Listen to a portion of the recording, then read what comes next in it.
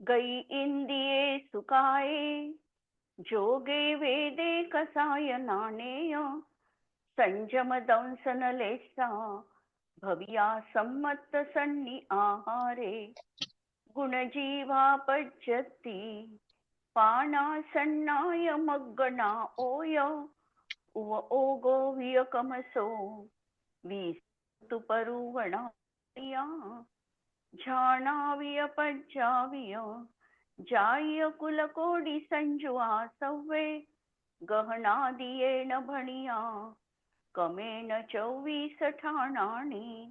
अंतिम शासन नायक 1008 भगवान महावीर स्वामी की जय. द्वादशांग श्रुत देवी की जय. स्वाध्याय कक्ष संपेपर्यंत आपणा सर्वांना चतुर्विध आहाराचा त्याग असणार आहे. 24 ठाण चर्चा आम्ही बघतो आहे आणि या चर्चा अंतर्गत काल आम्ही प्रश्नोत्तरीकडे वळलेला आहे आणि त्यामध्ये 51 प्रश्नापर्यंत आम्ही येऊन पोहोचलेलो आहे. सम्यक्त्व प्राप्त होण्याच्या पूर्वी कोणतं ज्ञान असतं, सुज्ञान असतं की कुज्ञान असतं.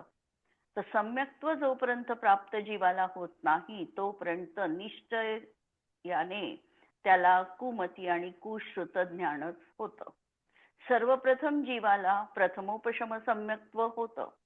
याच्या आधी प्रथमोपशम सम्यक्त्वाच्या आधी मिथ्यात्वातून तो प्रथमोपशम सम्यक्त्व प्राप्त करतो.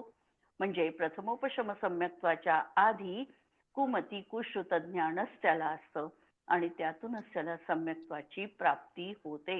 याचा अर्थ जर आपण एकांताने लावला आहे तर कुमती कुश्रुत ज्ञानच हे नक्कीच आहे.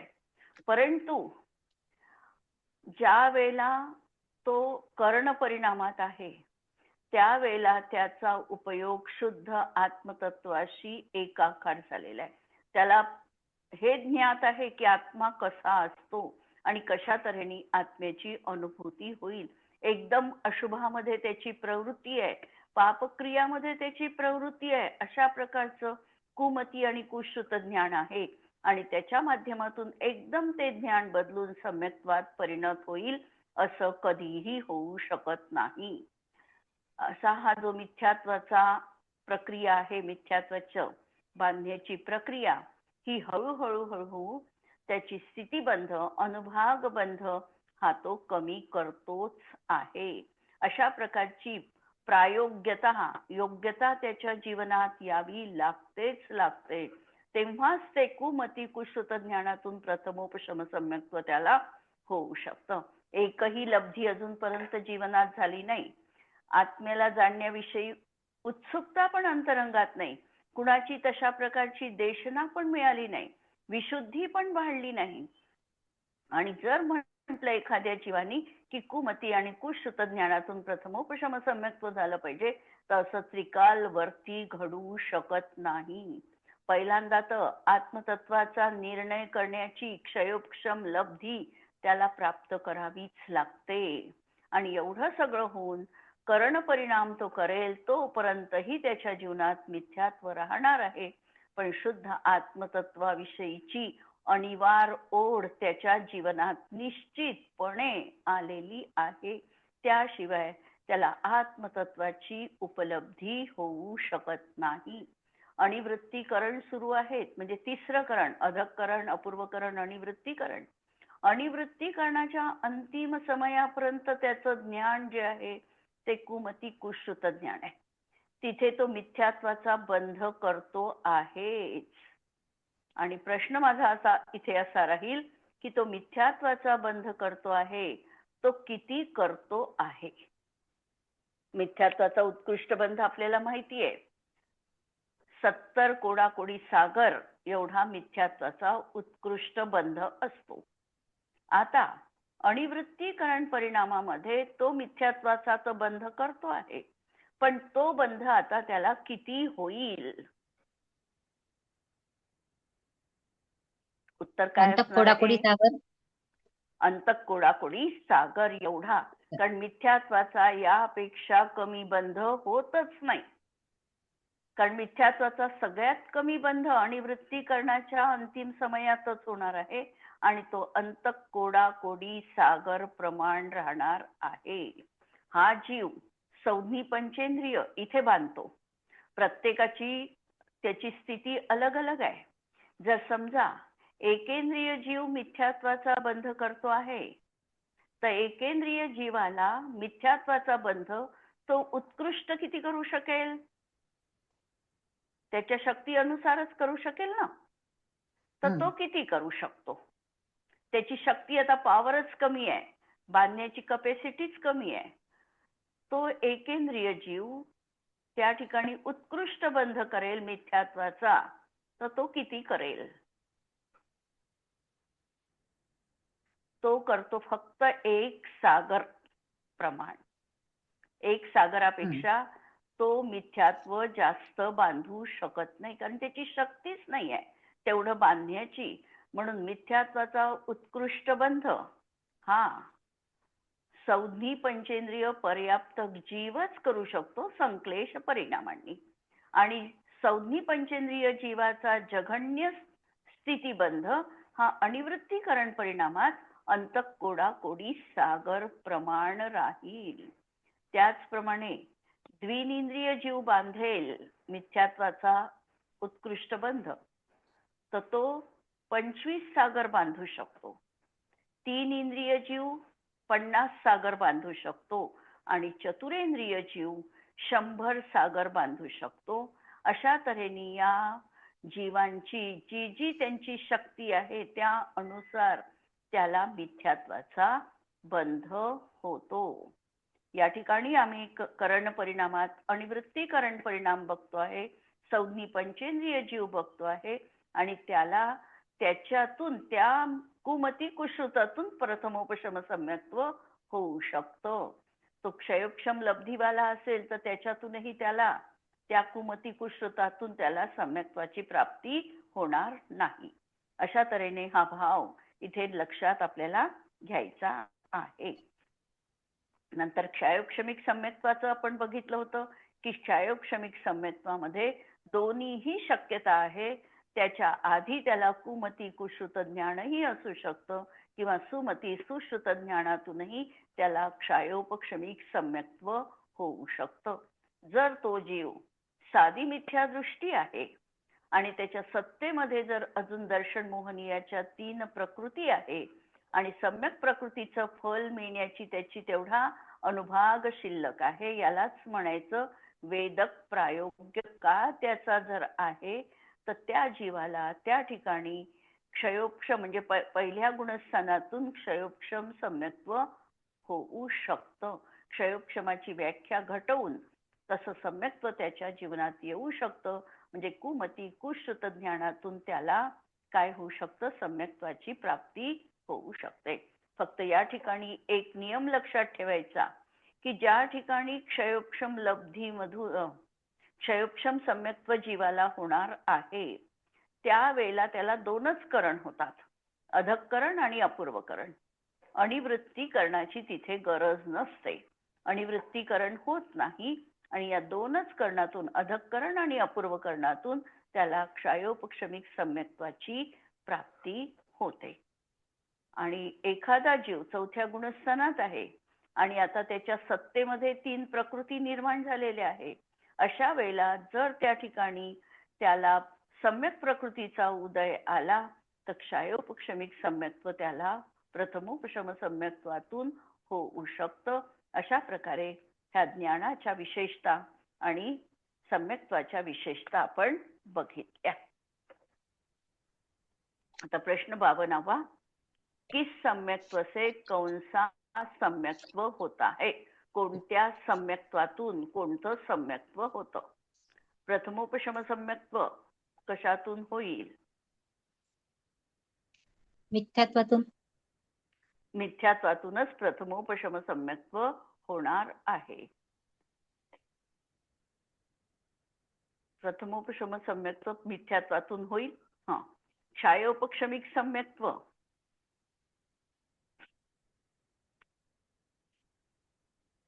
प्रथमोपशम सम्यक्त्वातून होईल. प्रथमोपशम सम्यक्त्वातून होईल किंवा मिथ्यात्वातूनही होऊ शकेल ना. मिथ्यात्वाने होईल. आता आपण हा जसं मिथ्यात्वातून. हा हो. हं. मिथ्यात्वातूनही त्याला होऊ शकतं. नंतर द्वितीयोपशम सम्यक्त्व.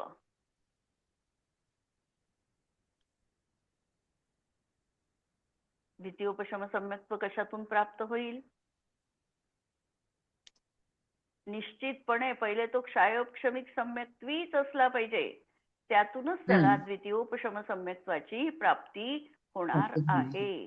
म्हणजे क्षायोपशमिक सम्यक्त्वातून द्वितीयोपशम सम्यक्त्व होणार आहे. दुसरं कोणतंही तिथे कारण नाही आहे. नंतर क्षायिक सम्यक्त्व.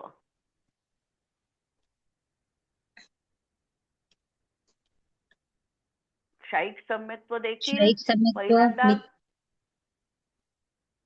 क्षायोपशमिक प्रथमोपशम सम्यक्त्वातूनच होणार सम्यक्त्वातून. आहे.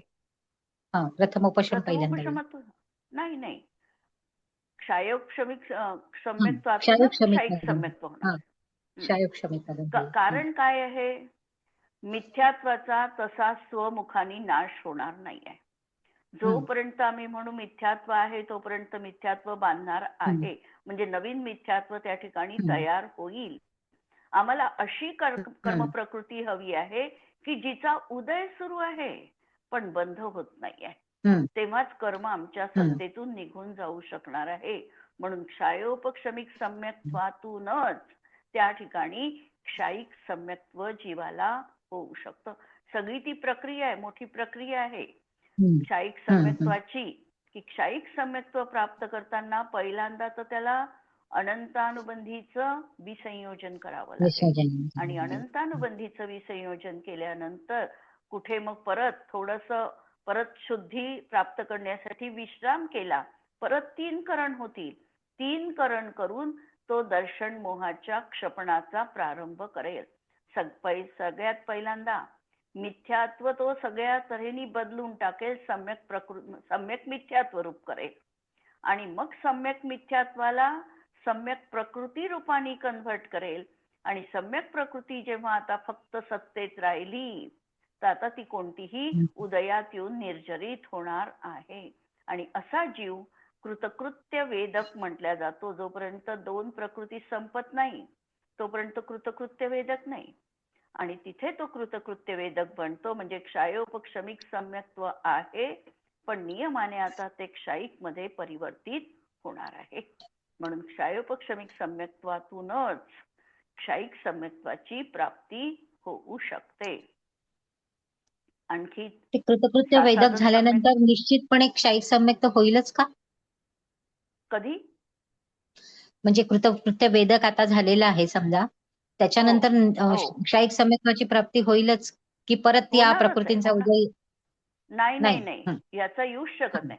कारण काय आहे? सम्यक प्रकृती अबंध प्रकृती आहे ना. परत बांधणार नाही मिथ्यात्व. परत बांधणारच नाही. आणि मिथ्यात्व स्वतःच्या उदयातच बांधतय. म्हणजे हे 2 झाले ही प्रक्रिया की आता तो नियमाने क्षायिक सम्यक्त्व प्राप्त करणार. म्हणून क्षायिक सम्यक्त्व 4ही गतीत पूर्ण होऊ शकते. मरण झालं तरीही पूर्ण होऊ शकतं. सुरू करताना त्याला इथे तीर्थंकर किंवा केवली शुत केवलींचे पादयुगल पाहिजे. परंतु पुढे मात्र काही गरजच नाहीये.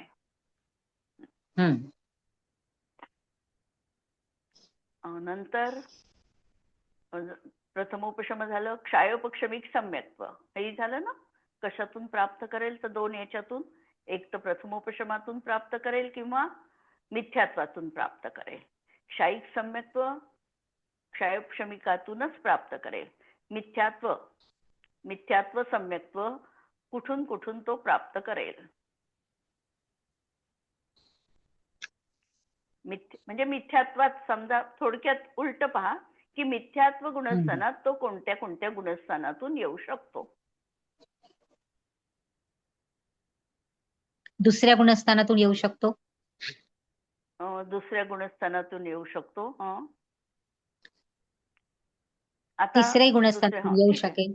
परत चौथ्यातूनही येऊ शकेल. येऊ शकतो. चौथ्यातूनही तो येऊ शकतो. म्हणजे आता 11व्या सम्यक्त्व पाहिजे गुणस्थानातून ना येऊ आपल्याला. शकेल. पण 11व्या गुणस्थानातून डायरेक्ट नाही येत. 11व्यातून डायरेक्ट मिथ्यात्वात नाही येत.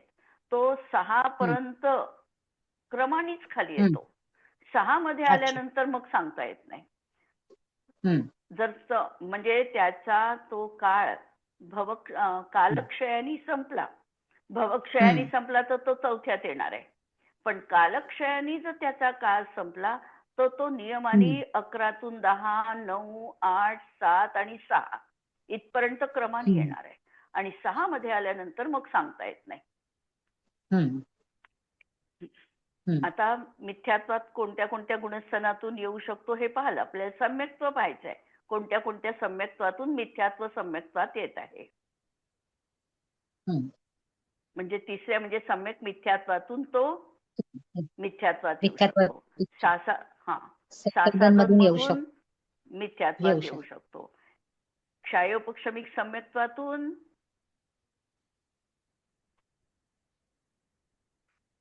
येऊ शकतो मिथ्यात्वात. क्षायोपक्षमिक सम्यक्त्वातून पण तो मिथ्यात्वात येऊ शकतो. क्षायोपक्षमिक सम्यक्त्वामध्ये काय आहे, त्याच्या सत्तेत 3 प्रकृती आहे. आता सम्यक प्रकृतीचा उदय सुरू आहे तोपर्यंत ठीक. आणि ती समजा सम्यक प्रकृतीचा उदय संपला आणि मिथ्यात्वाचा उदय आला तर तो पहिल्या गुणस्थानात येईल. सम्यक मिथ्यात्वाचा उदय आला तर तो तिसऱ्यात जाईल. म्हणून क्षायोपक्षमिक सम्यक्त्वातून तो पहिल्या गुणस्थानात म्हणजे मिथ्यात्व गुणस्थानात येऊ शकतो किंवा मिथ्यात्व सम्यक्त्वाला तो प्राप्त होऊ शकतो. अशा तऱ्हेने हे आहे. आता याच्यातलं पाहू आपण. प्रथमोपशम सम्यक्त्व से क्षायोपक्षमिक सम्यक्त्व हो सकता है. क्षायिक एवं द्वितीयोपशम सम्यक्त्व नाही. प्रथमोपशमातून निश्चितपणे कोणतं क्षायिक सम्यक्त्व त्याला होणार नाही आणि द्वितीयोपशम पण होणार नाही. क्षायिक होणार नाही याचं कारण असं की कोणती तरी उदीयमान प्रकृती असली पाहिजे. ती असल्याशिवाय क्षायिक सम्यक्त्व होत नाही. आणि द्वितीयोपशम सम्यक्त्वासाठी देखील क्षायोपक्षमिक सम्यक्त्वातूनच द्वितीयोपशम सम्यक्त्व होऊ शकतं. जेव्हा आम्ही प्रथमोपशम सम्यक्त्व आणि द्वितीयोपशम सम्यक्त्व याच्यामध्ये फरक पाहिला होता त्यावेळेला मिथ्यात्वातून जे सम्यक्त्व होईल ते प्रथमोपशम आणि क्षयोपशमातून जे सम्यक्त्व होईल ते द्वितीयोपशम. म्हणून हे दुसरा द्वितीयोपशम सम्यक्त्व से क्षायोपक्षमिक सम्यक्त्व हो सकता है. कधी होते हे साधारणतः द्वितीयोपशम सम्यक्त्वातून क्षायोपक्षमिक सम्यक्त्व ज्या वेळेला द्वितीयोपशम सम्यक्त्वात जीवाचं मरण झालं आणि देवपर्यायी मध्ये तो गेला त्यावेळेला द्वितीयोपशम सम्यक्त्वाचा काळ संपला कधी अपर्याप्तक अवस्थेत आणि त्यानंतर त्याला क्षायोपक्षमिक सम्यक्त्वाची प्राप्ती होऊ शकते.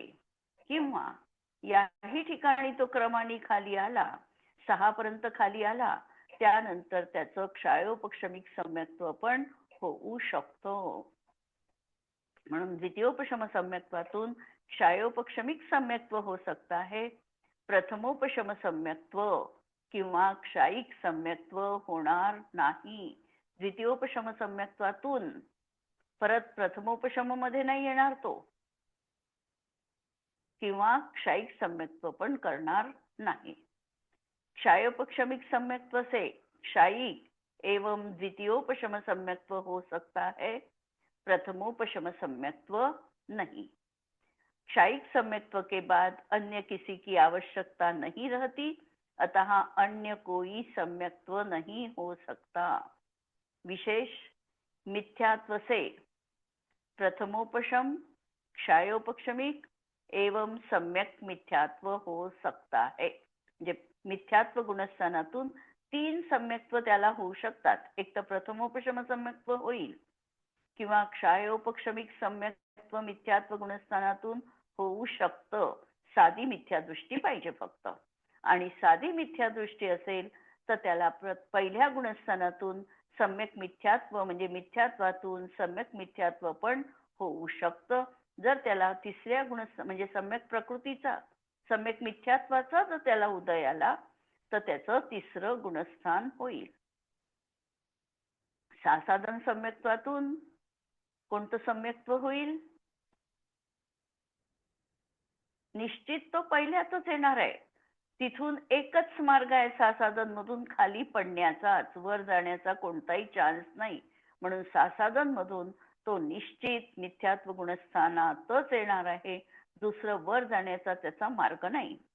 आणि सम्यक मिथ्यात्व तिसऱ्या गुणस्थानातून तो क्षायोपक्षमिक सम्यक्त्व प्राप्त करू शकतो किंवा मिथ्यात्वात जाऊ शकतो.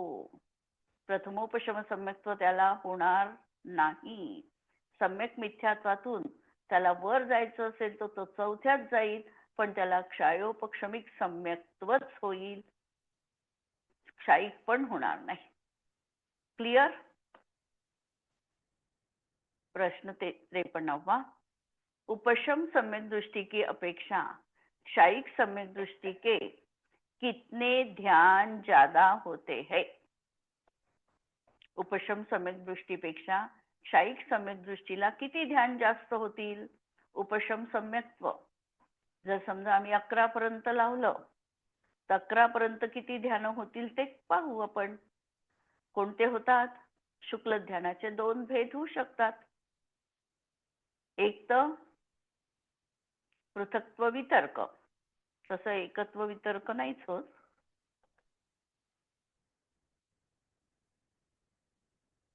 पण या ठिकाणी त्यांनी दोन्ही घेतले. आणि क्षायिक सम्यक दृष्टीला सूक्ष्म क्रिया प्रतिपाती आणि विपरीत क्रिया निवर्तिनी हे 2 ध्यान जास्ती होऊ शकतात उपशम सम्यक दृष्टीपेक्षा. तसं आपण एकत्व वितर्क पण लावू शकतो. कौनसा सम्यक्त्व सम्यक दृष्टि को ही होता है? आता कोणतं सम्यक्त्व सम्यक दृष्टीलाच होतं? म्हणजे वरच्याच सारखा प्रश्न आहे. कोणत्या सम्यक्त्वातून कोणतं सम्यक्त्व होतं? कौनसा सम्यक्त्व सम्यक दृष्टि को ही होता है? क्षायिक सम्यक्त्व हे सम्यक दृष्टि जीवालाच होतं. कारण क्षायिक सम्यक दृष्टि की प्राप्ति क्षायोपक्षमिक सम्यक दृष्टि के ही होती है. आणि द्वितीयोपशम सम्यक्त्व पण क्षायोपक्षमिक सम्यक दृष्टीलाच होतं. म्हणून द्वितीयोपशम सम्यक्त्वाची प्राप्ती देखील सम्यक्त्व पूर्वकच होते. सासाधन सम्यक दृष्टि भी सम्यक दृष्टि को ही होता है. सासाधन सम्यक्त्व पण कुणाला होतं? सम्यक दृष्टीलाच. कारण चौथ्या गुणस्थानातून तो पडलेला आहे. म्हणून प्रथमोपशमातून खाली आला म्हणजे सासाधन सम्यक्त्व पण सम्यक दृष्टि जीवाला प्राप्त झालं. क्योंकि उपशम सम्यक दृष्टि ही अनंतानुबंधी में से किसी एक का उदय आने पर सासाधन सम्यक दृष्टि होता है. मिथ्यात्व भी सम्यक्त्व मार्गना का भेद है. वह भी सम्यक दृष्टि को हो सकता है, क्योंकि क्षायिक सम्यक दृष्टि को छोड़कर शेष सभी सम्यक्त्व वाले मिथ्यात्व में आ सकते हैं. म्हणून 5ही प्रकारच्या सम्यक्त्वामधून मिथ्यात्वात तो येऊ शकतो. क्षायिक मधून नाही, फक्त बाकी 4 मधून मिथ्यात्वात तो येऊ शकतो.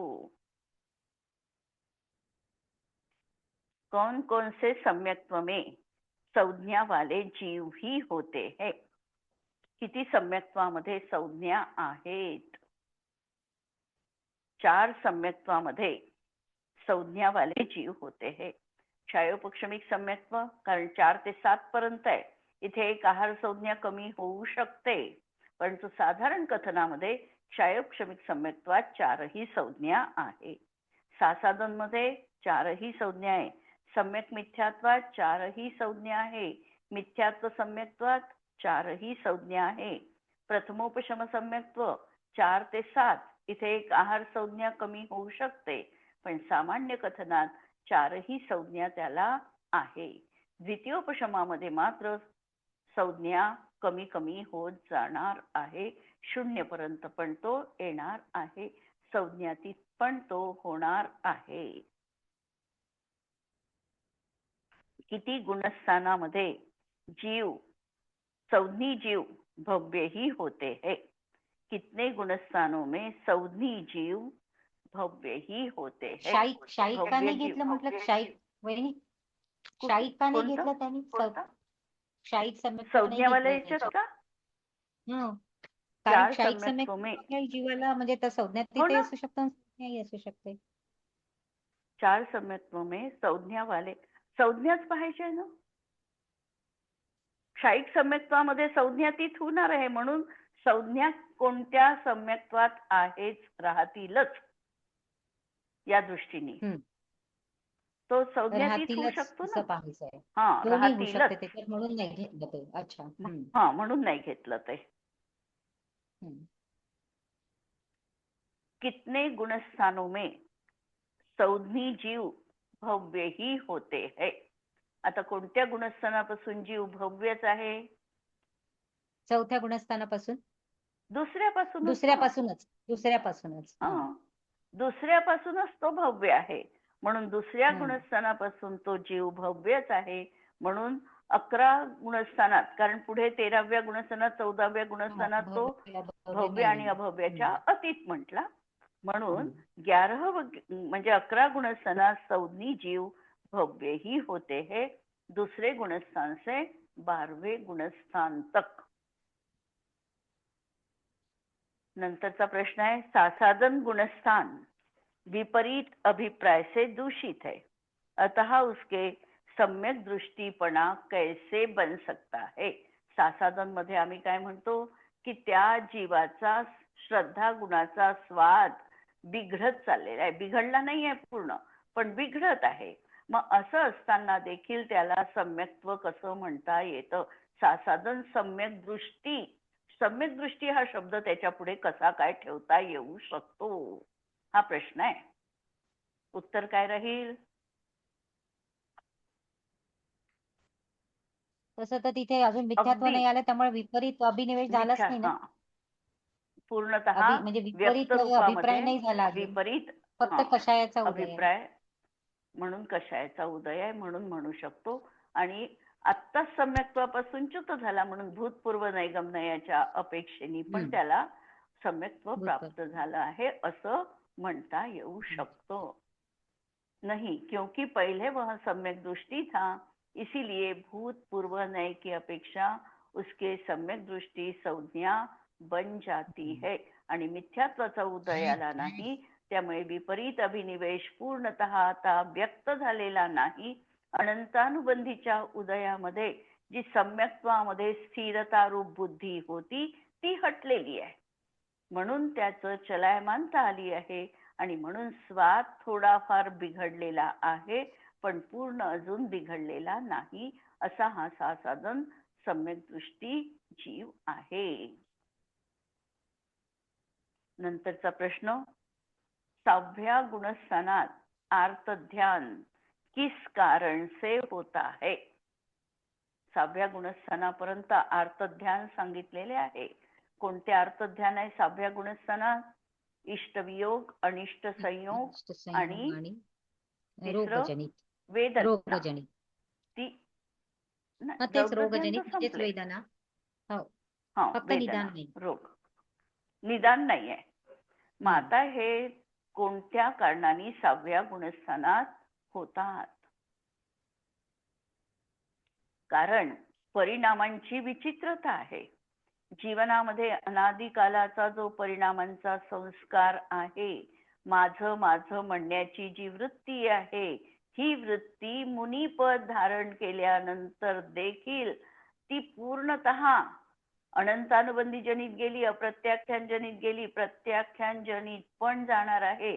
परवस्तू माझी होतच नाही ही श्रद्धा पण कायम आहे, पण तरी देखील काही प्रमाणामध्ये हा संस्कार त्यांच्या जीवनामध्ये विद्यमान आहे.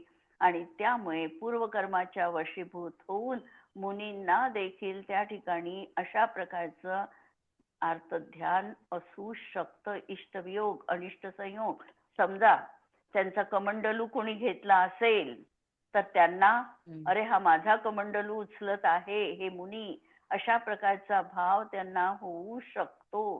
पिंची तर त्यांच्याजवळ 24 तासही असते, त्यामुळे पिंची बाबत नाही, पण कमंडलू किंवा एखाद्या वेळेला पुस्तक अशा प्रकारचं जो उपकरण त्यांचं असेल तर त्याविषयी त्यांच्या अंतरंगामध्ये ही वस्तू माझी आहे, 3 कषायजनित ती वस्तू माझी आहे हा भाव नाही, पण तरी देखील संज्वलनजनित लोभाचा उदय असा काही असू शकतो आणि त्या ठिकाणी त्या परिणामांच्या विचित्रतेमुळे हे आर्त ध्यान जीवनात असू शकतं. उत्तर पहा, कभी कभी ये आर्त परिणाम पूर्व कर्म की विचित्रता से मुनियों के भी हो जाते हैं. बकुश आणि प्रतिसेवना कुशील मुनि के उपकरणों के प्रति आसक्ति भाव की संभावना होने से कदाचित आर्त ध्यान संभव है. मुनींचे भेद करताना 5 प्रकारचे मुनी सांगितले तत्वार्थ सूत्रामध्ये.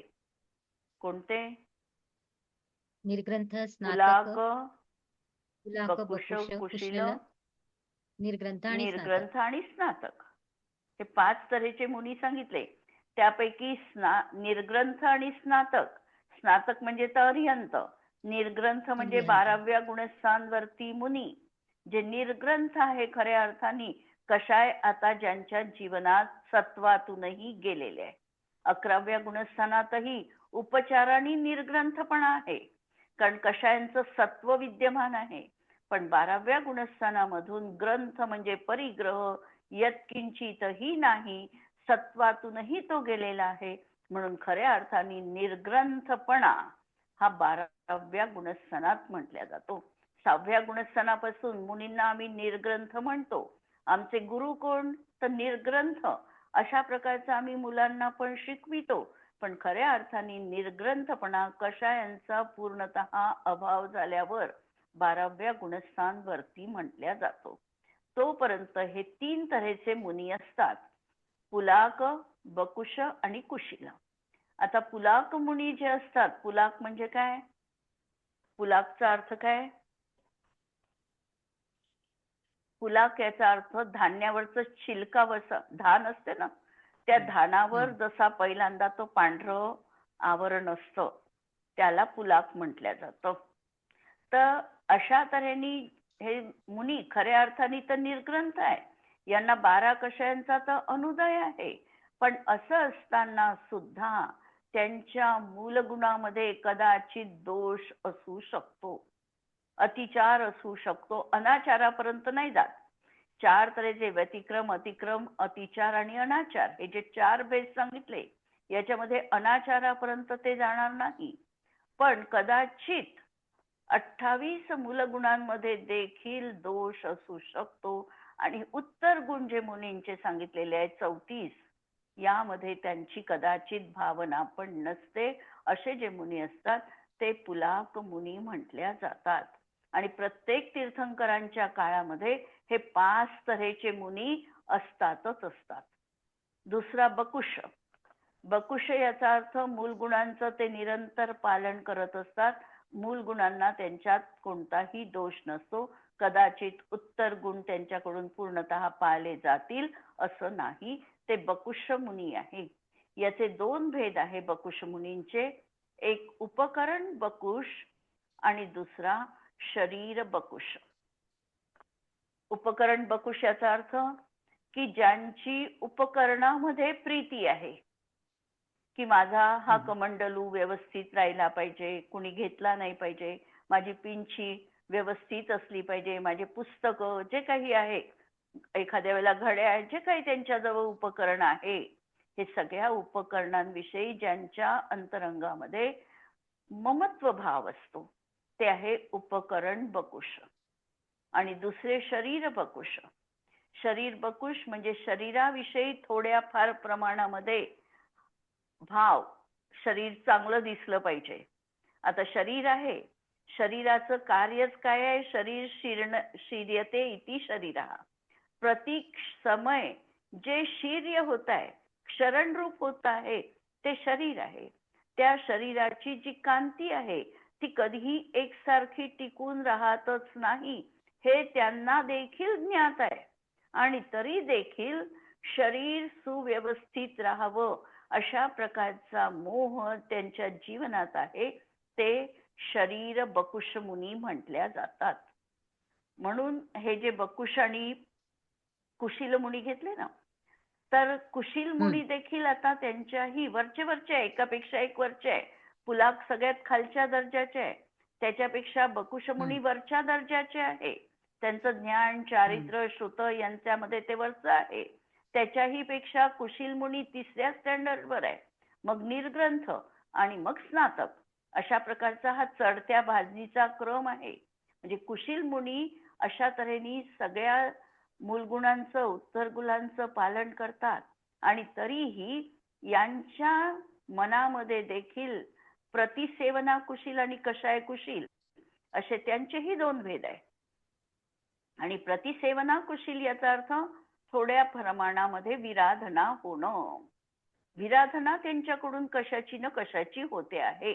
म्हणजे उपकरण माझं आहे, हे मला हवं आहे किंवा अशा वस्तूची मला गरज आहे, अशा प्रकारचा भाव त्यांच्याही जीवनात असू शकतो. म्हणून बकुश आणि प्रतिसेवना कुशील मुनी यांच्यामध्ये उपकरणांच्या प्रती आसक्ती भाव की संभावना होने से कदाचित आर्तध्यान संभव है. आणि कदाचित जर एखादी खूप दुःख जीवनात आलं, एखादा म्हणजे रोग झाला समजा त्यांच्याही जीवनात अत्यंत कष्टदायक, तर वेदना नावाचं पण आर्तध्यान त्यांच्या जीवनात असू शकतं. इष्टवियोग अनिष्ट संयोग हे उपकरणांच्या प्रती आणि अशा तऱ्हेने स्वतःच्या शरीराप्रती देखील हा भाव त्यांच्या अंतरंगात राहू शकतो. आणि याला कारण पूर्वकर्माची विचित्रता, उदयांची विचित्रता, पूर्वसंस्कारांचं विविधता, म्हणून हे भाव त्यांच्या जीवनात असू शकतात. ठीक आहे, बाकीचं प्रकरण आपण पुढे घेऊ. जिनवाणी के ज्ञान ते तुझे लोकालोक, तो जिनवाणी मस्तक नमो सदा देत हूँ घोष. नमो अरिहंताणम नमो सिद्धाणम नमो आयर्याणम नमो वज्रायाणम नमो लोये सव्वसाहुणम. सर्वांना जय जिनेंद्र.